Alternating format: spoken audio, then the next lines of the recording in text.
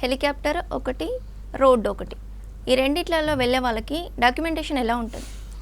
Yes అమ్మా, ఇందాక మనం అనుకున్నట్టుగా కైలాష్ యాత్ర అంటేనే ఇక్కడ నుండి నేపాల్ నుండి Tibet which is occupied by China, ఇన్ని దేశాలు దాటుకుంటూ వెళ్ళేటువంటి వీటిలో ఇటు నేపాల్ పర్మిట్తో పాటు చైనా వారి యొక్క గ్రూప్ పర్మిట్, అదేవిధంగా మనకు గ్రూప్ వీసా, ఇవన్నీ కూడా మనం తీసుకొని వెళ్ళవలసిన దాంట్లో ఆబ్వియస్గా ఖచ్చితంగా డాక్యుమెంటేషన్ విషయానికి వస్తే ప్రతి ఒక్కరికి అట్లీస్ట్ 1 year వ్యాలిడిటీతో ఉన్నటువంటి ఒక పాస్పోర్ట్ ఖచ్చితంగా అవసరం పడుతుంది. దీంతోపాటు ఒక 3 months ముందే మనం పర్మిట్ అండ్ వీసాకు అప్లై చేయవలసి వస్తుంది.